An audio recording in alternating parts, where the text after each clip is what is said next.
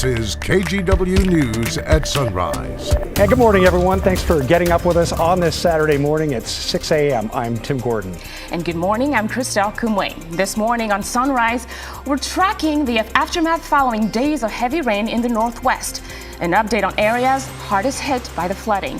And we're gearing up for another season on Mount Hood.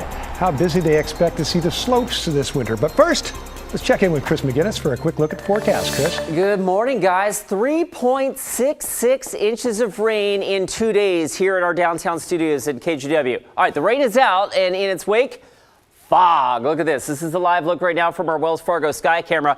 We've got low clouds, and that low cloud deck is lowering, and in some cases, we've got fog out there that is quite thick.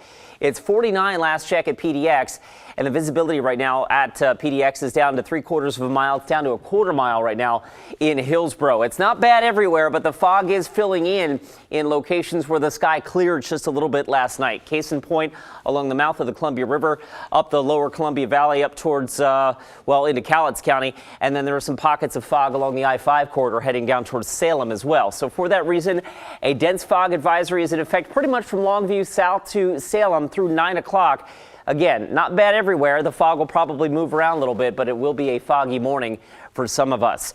Quick look at our plan for Saturday. Lots of fog and lots of cloud cover out there right now. We are in the upper 40s at PDX. We'll probably poke a few holes in that cloud cover by noontime. Temperatures in the upper 50s.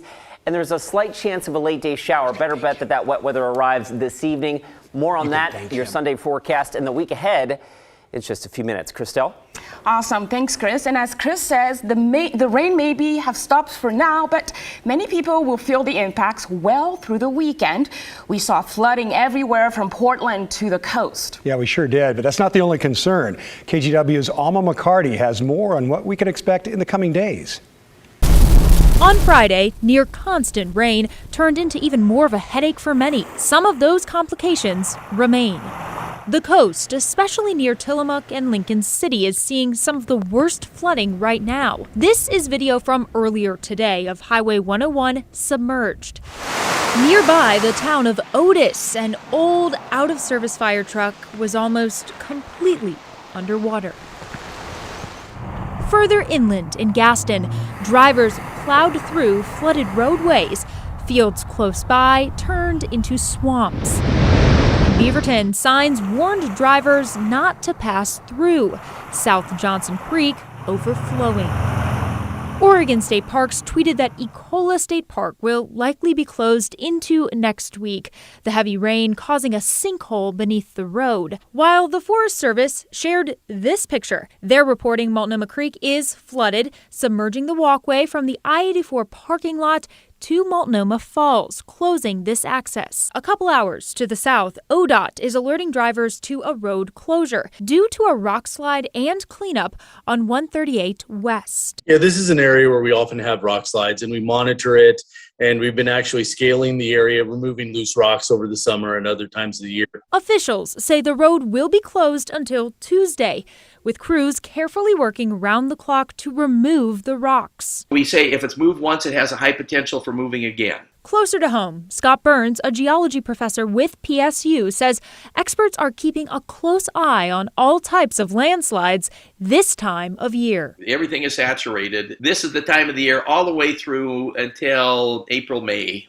Are the times when we get most of the landslides. Primarily in the Coast Range and in the Cascades and in the Gorge, but then also any steep slopes that we have. And in Portland, we have a lot of steep slopes. He explains it's a combination of factors. If you have steep slopes, number one, if you have weak rocks or weak soils, you have two strikes against you. All you have to do is either add water, which is going to cause it, or earthquakes. Where the flooding is worse in Tillamook County, the Coast Guard had to come in and rescue people from an RV park. The Coast Guard tweeted out this video of the evacuations. You can see abandoned vehicles as water rushing by flooded parts of Nescoin. Rescuers came in by helicopter and boat. Crews saved 20 people while 30 others turned down assistance and stayed behind. A scary story out of Washington. Two 12-year-old boys were rescued after getting sucked into a storm drain in Federal Way. Police found the boys clinging to a ladder in the drain's concrete basin. The boys were playing in a wooded area when they fell in a nearby flow of storm water.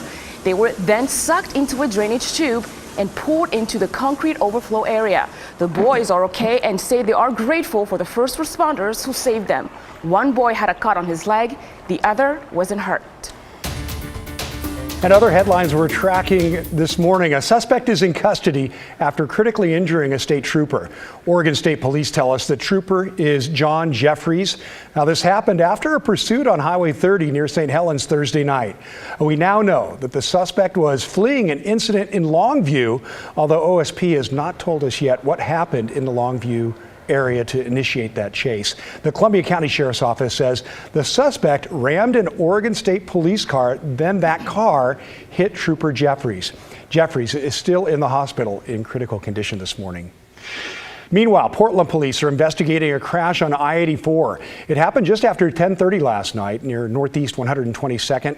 Police say a woman is seriously hurt after she got into a crash, got out of her car, and then was hit by two other vehicles. The woman was taken to the hospital, and we're still waiting for an update on her condition. I-84 at Northeast 181st is closed this morning while police investigate.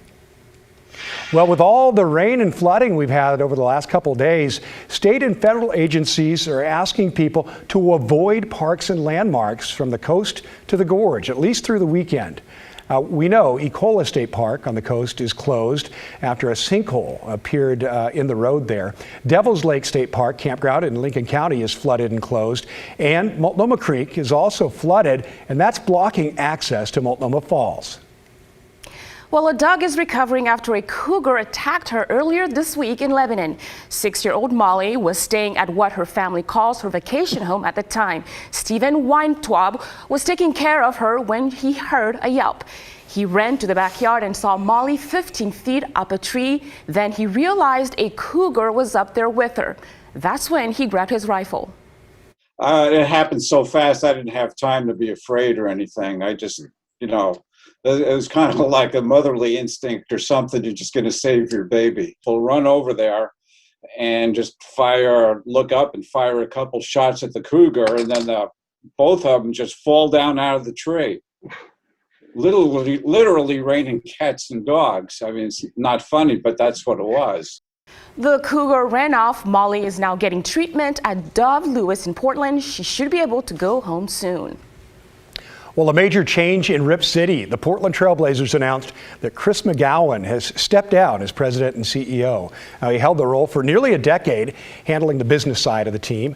That included an arena naming rights deal, a couple of TV deals, as well as bringing more events into the Rose Quarter. Now, McGowan told The Athletic this decision had nothing to do with the ongoing investigation involving Blazers general manager Neil Olshey for workplace misconduct.